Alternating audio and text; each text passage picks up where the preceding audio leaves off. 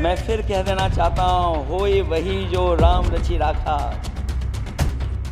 यह है उसका फैसला जिसकी लाठी में नहीं होती आवाज़। जो करते थे किसी को लाने का दावा, वो हैं खुद किसी के सहारे के लाचार। हम अयोध्या से लाए हैं उनके प्रेम का पैगाम। हम अयोध्या से लाए हैं उनके प्रेम का पैगाम कि 15 अगस्त 1947 अगर उपनिवेशिक राजनीति से आज़ादी का दिन था, तो 4 जून 2024 देश के लिए सांप्रदायिक राजनीति से आज़ादी का दिन रहा। हजूरे आला आज तक खामोश बैठे इसी गम में। हजूरे आला आज तक खामोश बैठे हैं इसी गम में। महफिल लूट ले गया कोई, जबकि सजाई हमने। अध्यक्ष महोदय, मैं सबसे पहले आपका धन्यवाद देना चाहता हूं कि आपने मुझे अपनी पार्टी की तरफ से राष्ट्रपति जी के भाषण बोलने का मौका दिया है। अध्यक्ष जी, सत्ता पक्ष और विपक्ष दोनों लगातार अपनी बात रख रहे हैं। मैं सबसे पहले अध्यक्ष जी आपको और आपके साथ साथ सभी चुने हुए सांसदों को मैं बधाई और शुभकामनाएं देना चाहता हूं। साथ ही साथ मैं सबसे पहले देश के उन सभी समझदार और ईमानदार मतदाताओं को धन्यवाद, जिन्होंने लोकतंत्र को एक तंत्र बनाने से रोका।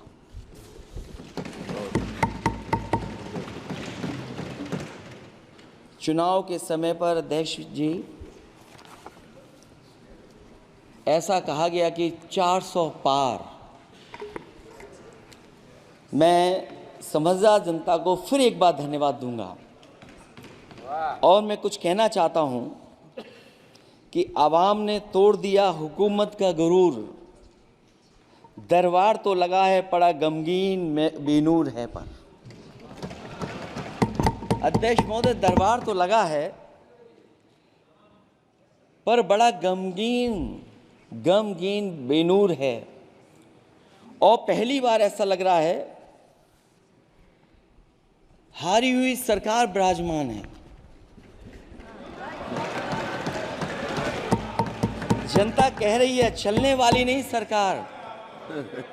अध्यक्ष महोदय, जनता कह रही है चलने वाली नहीं, ये गिरने वाली सरकार है। और क्योंकि ऊपर से जुड़ा कोई तार नहीं, नीचे कोई आधार नहीं, अधर में जो है अटकी हुई वो तो कोई सरकार नहीं। दरअसल पूरा इंडिया समझ गया है कि इंडिया ही प्रो इंडिया है। इस चुनाव में इंडिया अलायंस की नैतिक जीत हुई है। ये पीडीए इंडिया की सकारात्मक राजनीति, पॉलिटिक्स जो पॉजिटिव है, पॉजिटिव पॉलिटिक्स की जीत हुई है। ये इंडिया पीडीए की सोशल जस्टिस मुहिम की विक्ट्री है। 2024 का परिणाम हम इंडिया वालों के लिए जिम्मेदारी से भरा पैगाम भी है। और अगर हम यूँ कहें अध्यक्ष महोदय कि 15 अगस्त 1947 अगर उपनिवेशिक राजनीति से आज़ादी का दिन था, तो 4 जून 2024 देश के लिए सांप्रदायिक राजनीति से आज़ादी का दिन रहा। ये सांप्रदायिक राजनीति के अंत और सांप्रदायिक राजनीति की शुरुआत है। जहां सांप्रदायिक राजनीति का अंत हुआ है, वहीं सामुदायिक राजनीति की शुरुआत हुई है। सबसे अच्छी बात हुई ये है कि इस चुनाव में सांप्रदायिक राजनीति की हमेशा के लिए हार हो गई है। अध्यक्ष महोदय, कहने को सरकार ये कहती है कि ये 5th लार्जेस्ट इकोनॉमी बन गई है और जीडीपी के मामले में 5th वर्ल्ड की इकोनॉमी बन गई है। लेकिन अध्यक्ष मोदी, ये सरकार क्यों छिपाती है कि अगर ये हमारी सबसे लार्जेस्ट इकोनॉमी, अगर हम 5वें नंबर पर हैं, तो हमारे देश की पर कैपिटा इनकम, प्रति व्यक्ति आय हमारे किस स्थान पर पहुंची है। और हम लोगों ने तो अध्यक्ष महोदय देखा है कि अगर दिल्ली की सरकार ने कहा होगा कि $5 ट्रिलियन की इकोनॉमी बनेगी, तो जहां से प्रधानमंत्री जी चुन करके आते हैं, वहाँ का प्रदेश के सरकार भी कह रहे कि हम $1 ट्रिलियन इकोनॉमी बना लेंगे। देश की इकोनॉमी कहाँ पहुँच गई, पर कैपिटा इनकम क्या है। लेकिन अगर उत्तर प्रदेश की इकोनॉमी को अगर $1 ट्रिलियन की इकोनॉमी बनना है तो कम से कम 35% की ग्रोथ चाहिए। मुझे नहीं लगता है कि 35% की ग्रोथ उत्तर प्रदेश पा पाएगा। हम हंगर इंडेक्स में कहाँ खड़े हैं, नीचे से कहाँ हैं। जो 5th लार्जेस्ट इकोनॉमी की बात कर रहे हैं, वो इनइक्वालिटी के पैरामीटर पे कहाँ खड़े हैं, वो हैप्पीनेस इंडेक्स में कहाँ खड़े हैं। और जो लोग चुनाव को अपने तरीके से मोड़ते हैं, मैं उन्हें कहना चाहता हूं कि अध्यक्ष महोदय, इस चुनाव के परिणाम ने तोड़ने वाली राजनीति को तोड़ दिया है और जोड़ने वाली राजनीति की जीत हुई है। इस चुनाव में धन छल बल की नकारात्मक राजनीति की शिकस्त हुई है।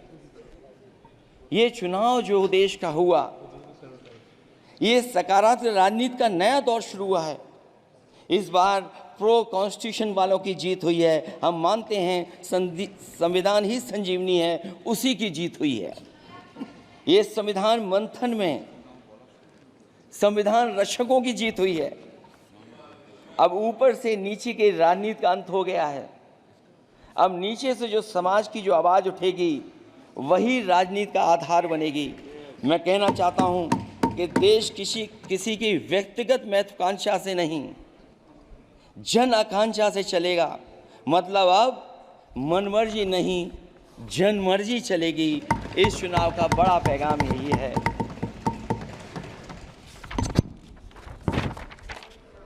अध्यक्ष महोदय,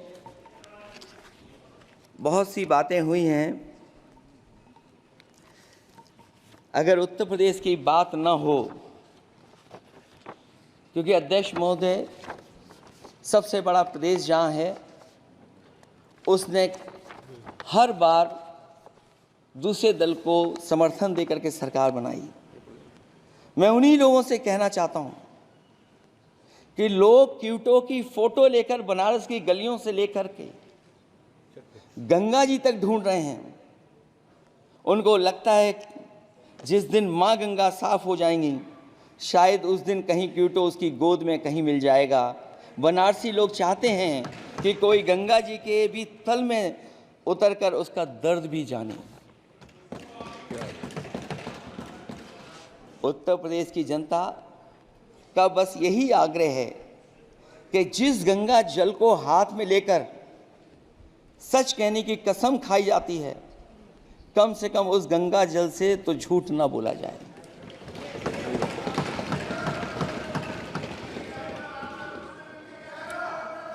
जहां विकास के नाम पर खरबों रुपए की लूट का राज खोलते भ्रष्टाचार के गड्ढे प्रदेश का नाम खराब कर रहे हैं, वहीं पहली बारिश में ही टपकती हुई छत और गिर चुकी स्टेशन की दीवार बेईमानी की निशानी बन गई है। अध्यक्ष महोदय, विकास का ढिढोरा पीटने वाले इस विनाश की जिम्मेदारी कब लेंगे? और रही सच्चे विकास की बात, तो हमने जो सड़क बनाई उस पर हवाई जहाज उतरे थे और उत्तर प्रदेश की मुख्य नगरी में सड़कों पर नाव उतरी हैं। और अभी बारिश और हो जाएगी तो नाव से भी चलना पड़ेगा। यही स्मार्ट सिटी के जुमले का भी हाल है। न तो जाम से छुटकारा मिला, ना बुनियादी सुविधाओं से कोई निजात मिली है, ना कोई बुनियादी सुविधाएं मिल पाई हैं। मुझे याद है अध्यक्ष महोदय, देश के प्रधान सांसद जी ने अनाथ पशुओं के बारे में बहुत कुछ कहा था। अनाथ पशुओं की समस्या से छुटकारा दिलवाने के लिए का वादा किया हुआ, लेकिन कई चुनाव बीत गए हैं, अभी तक गन्ने का भुगतान 2 हफ्ते का वचन जो दिया था, कहाँ दिया था? अब तो वचन देने वाले को भी याद नहीं है। हर बात को जुमला बना देने वाले लोगों के ऊपर से जनता का भरोसा उठ गया है। इसीलिए बहुमत की सरकार नहीं है, ये सहयोग से चलने वाली सरकार है। डबल इंजन के नाम पर उत्तर प्रदेश को टकराहट के सिवा कुछ हासिल नहीं हुआ है। उत्तर प्रदेश में प्रभुत्व की लड़ाई 2 लोगों को आपस में लड़ा रही है, लेकिन उसकी मार जनता को सता रही है। पिछले 10 सालों की उपलब्धि बस इतनी रही कि एक शिक्षा परीक्षा माफिया का जन्म हुआ। अध्यक्ष महोदय, जिस समय चुनाव में थे और उत्तर प्रदेश में वो हालात देखे हैं कि नौजवान जब भी तैयारी कर करके जाता था और परीक्षा दे करके लौटता था तो उसको पता लगता था कि पेपर लीक हो गया। और उत्तर प्रदेश में केवल एक पेपर लीक नहीं हुआ है, जितनी भी परीक्षाएं हुई हैं सब पेपर लीक हुए हैं। केवल उत्तर प्रदेश ही नहीं, मैं माननीय सांसद की तरफ से सुन रहा था, कई ऐसे प्रदेश हैं जहां पर परीक्षाएं देने तो बच्चे गए, लेकिन वहां भी पेपर लीक हो गया। और अभी जब 4 जून को रिजल्ट आया, उसके बाद जो बात उठी है, देश की सबसे प्रेस्टिजियस परीक्षा, उसका भी पेपर लीक हो गया। और आखिरकार ये पेपर लीक हो क्यों रहा है? सच्चाई तो ये है कि ये सरकार पेपर लीक इसलिए करा रही है कि सरकार नौकरी नहीं देना चाहती, रोजगार नहीं देना चाहती, उन नौजवानों का भविष्य नहीं बनने देना चाहती। पिछले 10 सालों की उपलब्धि बस इतनी रही है कि एक शिक्षा परीक्षा माफिया का जन्म हुआ है, जिसने तथाकथित अमृत काल में युवाओं के भविष्य की आशाओं को ही जहर दे दिया है। जो सरकार उम्मीद को मार दे, वह न तो वर्तमान को सुधार सकती है, न भविष्य को संवार सकती है। सरकार आशा का प्रतीक होनी चाहिए, निराशा का नहीं। जनता चाहती कि हर समस्या के लिए बीते कल को जिम्मेदार ठहराने के बहाने को सरकार छोड़े और आने वाले कल की बात करे। अगले 1000 साल के झूठे सपने दिखाने वाले अगले महीने होने वाली परीक्षाओं के लीक न होने की गारंटी कब लेंगे? जनता अब न तो किसी बहकावे में आएगी और न किसी के बहलावे फुसलावे में आएगी। जो लोग कहते हैं कि अमृत काल की बात करने वाले जनता का जागरण काल आ गया है, आज इस सदन में नए राजनीतिक जागरण के अनेक प्रतिनिधि बैठे हैं। अब जब बात होगी तो सच्ची बात होगी और जनता को पूरी सच्चाई के साथ हम लोग अपनी जिम्मेदारी के साथ बात रखेंगे।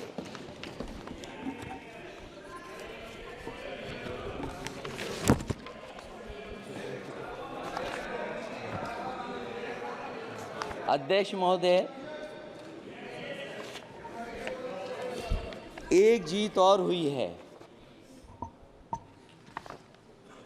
एक जीत और अध्यक्ष महोदय हुई है। मैं जानता हूं सत्ता पक्ष बैठे वाले लोग समझ गए होंगे। अयोध्या की जीत भारत के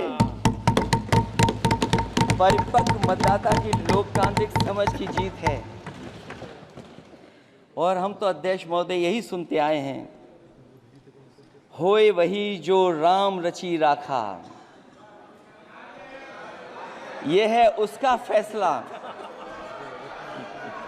अध्यक्ष महोदय, होई वही जो राम रची राखा, यह है उसका फैसला। जिसकी लाठी में नहीं होती आवाज, जो करते थे किसी को लाने का दावा, वो हैं खुद किसी के सहारे के लाचार।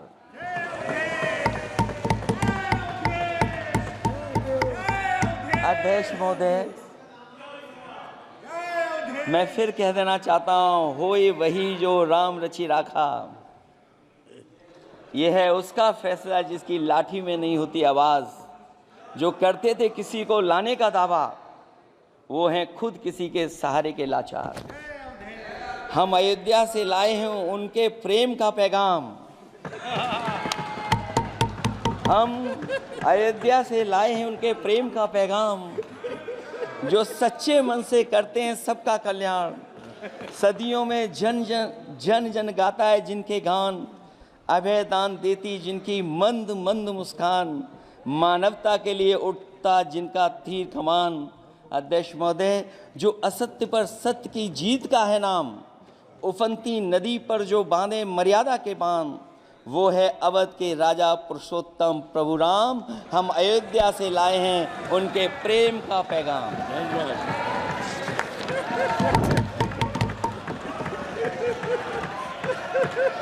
अध्यक्ष महोदय,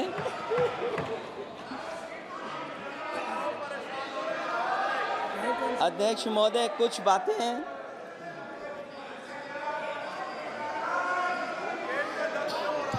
अध्यक्ष महोदय, कुछ बातें समय और काल से परे होती हैं। इसलिए आज यहाँ उत्तर प्रदेश के सदन में पढ़ा गया एक शेर याद आ गया, जो तब सही था अब और सही साबित हो रहा है। इजाजत हो अध्यक्ष जी तो मैं अर्ज करूं। हजूरे आला आज तक खामोश बैठे हैं इसी गम में। हजूरे आला आज तक खामोश बैठे हैं इसी गम में, महफिल लूट ले गया कोई जबकि सजाई हमने। योगी जी के लिए, योगी जी के लिए।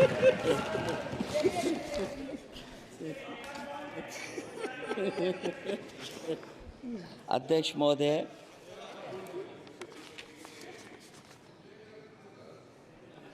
मैं मॉडल ऑफ कंडक्ट जब चुनाव हुआ, लागू हुआ, उस समय मैंने देखा कि कुछ लोगों पर मेहरबान रही सरकार और कमीशन भी। कई मैं बहुत डिटेल में नहीं जाना चाहता हूं अध्यक्ष महोदय, लेकिन कहीं ना कहीं प्रश्न उस संस्था पे भी लगा है, और अगर उस संस्था पर प्रश्न लगा है तो लगाने वाली सरकार की वजह से लगा है। इसलिए अगर निष्पक्ष होगी वो संस्था तो न केवल हमारा लोकतंत्र स्वस्थ होगा, बल्कि हमारे लोकतंत्र और मजबूत दुनिया में दिखाई देगा। अध्यक्ष महोदय, ईवीएम पे मुझे कल भी भरोसा नहीं था, आज भी नहीं भरोसा। मैं 80 के 80 सीट जीत जाऊं तब भी नहीं भरोसा। और मैंने अपने चुनाव में कहा था अध्यक्ष महोदय कि ईवीएम से जीत करके ईवीएम हटाने का काम करेंगे। न ईवीएम का मुद्दा मरा है, न जाएगा खत्म। जब तक ईवीएम नहीं हटेगी हम समाजवादी लोग उस बात पर अड़ग रहेंगे। उत्तर प्रदेश अध्यक्ष महोदय वो प्रदेश है जिसने सरकार बीजेपी की बनवाई, एक बार नहीं 2 बार बनवाई, और उसी उत्तर प्रदेश के साथ कितना बड़ा भेदभाव, उत्तर प्रदेश के साथ बड़ा भेदभाव। मुझे याद है वो दिन जब प्रधानमंत्री जी एयरफोर्स के सबसे भारी वाहन हवाई जहाज से उतरे थे सड़क पर। वो अलग बात है कि उस प्रदेश के मुख्यमंत्री उनके साथ नहीं बैठ पाए थे, लेकिन वो एक्सप्रेसवे जो बना था और आज भी जो उत्तर प्रदेश में बन रहे हैं वो उत्तर प्रदेश के बजट से बन रहे हैं। लेकिन दिल्ली की तरफ से कोई एक्सप्रेसवे अभी नहीं दिया गया है। न केवल इंफ्रास्ट्रक्चर में भेदभाव हुआ है, बल्कि हमें याद है कि प्रधानमंत्री जी ने बड़े पैमाने पे गांव गोद लिए थे। और सोचिए अगर देश के प्रधान सांसद अगर किसी गांव को गोद ले लें और उस गांव की तस्वीर न बदले तो शायद मैं नहीं समझता हूं कि किसी गांव की तस्वीर 10 साल में बदली होगी। मुझे वो गांव जिसको उन्होंने गोद लिया, जो प्रधानमंत्री जी की आदर्श योजना थी उसके तहत जो गोद लिया गया था गांव, वो 5 वर्ष पहले खूब शोर हुआ था कि बनारस शहर की तरह डोमरी में चमचमाने लगेगा एक गांव। हकीकत में कुछ नहीं हुआ। उसकी दुर्दशा वैसी की वैसी है, जैसे था गांव वैसा ही का वैसा है। टूटी सड़कें, कच्ची पगडंडियां, उखड़े और टूटे हुए ईंट के खंजे, बदहाल हैंडपंप, पावरलूम और पंखे के जाली के कारखाने को आखिर कब तक रफ्तार मिलेगी जो उस गांव में काम होता था, लोग करते थे। खाली पड़े रसोई गैस के सिलेंडर, अंधाधुंध बिजली कटौती के बीच इस गांव के लोगों को हर सुबह मजदूरी की कभी ना खत्म होने वाली तलाश आखिर कब पूरी होगी। तो सोचिए, एक गांव की तस्वीर ये है। जो गांव कभी गोद लिया गया था उस गांव की भी तस्वीर नहीं सुधर पाई है। जो भाजपा के स्मार्ट सिटी के झूठे सपने में गांव के लिए कोई जगह नहीं है। अपने गांव गोद लेने की जो बात कही थी, क्या वो भी जुमला था अध्यक्ष जी? पता नहीं जिस गांव को गोद लिया था उसका नाम भी किसी को याद है कि नहीं।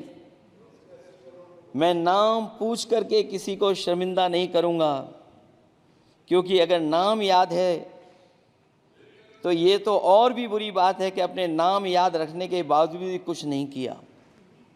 जिसे गोद लिया जाता है उसे अनाथ बनाकर छोड़ देना अच्छी बात नहीं है। और अगर तस्वीर अध्यक्ष महोदय बदली हो 10 साल में उन तमाम गोद लिए हुए गांवों की, तो मैं सत्ता पक्ष के लोगों से कहूंगा जरूर इस सदन में बात रखें, जरूर बताएं आप। जो बात कभी अध्यक्ष महोदय कास्ट सेंसस की उठी थी, हम उस कास्ट सेंसस के पक्ष में हैं कि बिना कास्ट सेंसस के सामाजिक न्याय संभव नहीं है। सबको हक दिला पाना मुश्किल है। अध्यक्ष महोदय, राष्ट्रपति जी के अभिभाषण में अग्निवीर को लेकर के जो चिंता विपक्ष की थी और देश के नौजवानों की थी, वो चिंता वैसी की वैसी बनी है। अध्यक्ष महोदय, मैं ये कहना चाहता हूँ, मैं खुद मिलिट्री स्कूल से पढ़ा हूँ। मेरे साथ के बहुत बड़े पैमाने पे लोग फौज में। मैंने समय समय पे जो मेरे साथ पढ़े जो सीनियर थे उनसे भी जानकारी हासिल की है। बड़े बड़े ऑफिसर से मैंने पूछा है, वो शायद आपको न बता पाएँ, लेकिन दबी जुबान में उन्होंने कहा है कि देश की सुरक्षा के साथ अग्निवीर जैसी व्यवस्था लागू करने से समझौता हो रहा है। अध्यक्ष महोदय, किसी भी देश की सबसे बड़ी प्राथमिकता अगर कोई है तो वो देश की सीमाओं की सुरक्षा है। अग्निवीर जैसी व्यवस्था से कभी संभव नहीं है। अध्यक्ष महोदय, हम अग्निवीर व्यवस्था को कभी स्वीकार नहीं कर सकते हैं। आज नहीं कल, कल नहीं बाद में, जब कभी भी सत्ता में इंडिया गठबंधन आएगा, अग्निवीर व्यवस्था हमेशा हमेशा के लिए खत्म हो जाएगी।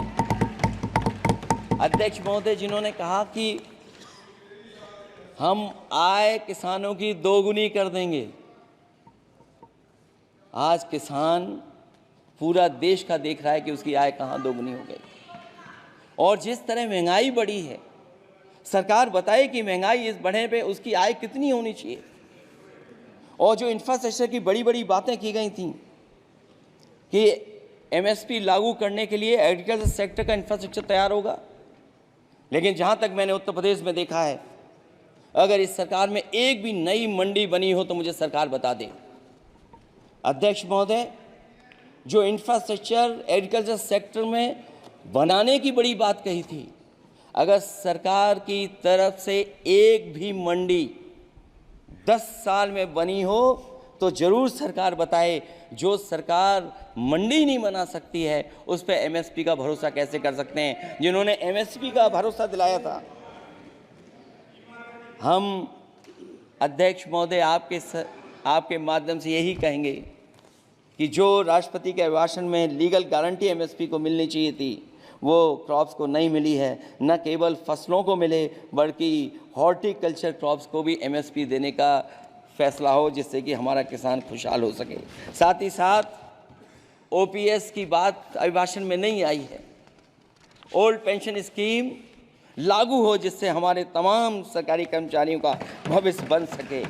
और देश की एक बड़ी आबादी, जहाँ से मैं चुन करके आता हूँ, उत्तर प्रदेश, जहाँ बुनकर न केवल उत्तर प्रदेश बल्कि देश के कोने कोने में बुनकर समाज के लोग बड़े पैमाने पर रह रहे हैं, लेकिन बुनकरों को जो सुविधाएं मिलनी चाहिए वो भी इस सरकार में नहीं मिल पा रही हैं।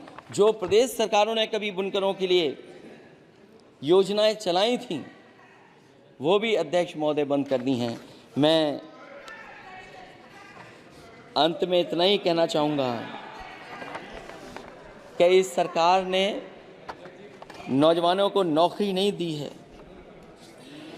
नौकरी और रोजगार उनसे छीने हैं, बहुत नौकरी छीनी है। इसलिए मैं कहना चाहता हूं अध्यक्ष जी, इसलिए मैं कहूँगा कि आपके राज में न नौकरी की उम्मीद है न रोजगार, क्योंकि आपने छोटे कारोबारी तक को इतना छोटा बना दिया है कि न तो वो अपना पेट भर सकता है न किसी को नौकरी पर रख सकता है। जो कुछ पद निकलते भी हैं तो उन पर लेटरल एंट्री के नाम से पिछले दरवाजे से कुछ खास संगी साथियों को रख लिया जाता है। आरक्षण का हक नॉट फाउंड सुटेबल के नाम पर हड़पा जा रहा है। और अध्यक्ष महोदय, आरक्षण के साथ इतनी खिलवाड़ किसी सरकार ने नहीं की होगी जितनी खिलवाड़ इस सरकार ने की है। जहां सरकारी नौकरियां नहीं दी जा रही हैं, और सरकारी नौकरियां इसलिए नहीं दी जा रही हैं क्योंकि उन्हें आरक्षण देना पड़ेगा। जिस प्रदेश से मैं आता हूं वहाँ सबसे बड़े पैमाने पे नौजवान बेरोजगार है। और पिछले 10 साल में जो क्वेश्चन, जो पेपर उन्होंने लीक कराए हैं वो इसीलिए कराए हैं क्योंकि नौकरी ना देनी पड़े, और अगर नौकरी देनी पड़ेगी तो उन्हें आरक्षण भी देना पड़ेगा। ये जानबूझ करके सरकार नौकरी और आरक्षण के साथ खिलवाड़ कर रही है। मैं अध्यक्ष महोदय अंत में इतना ही कहना चाहता हूं, आशा है ये सरकार तब तक चलेगी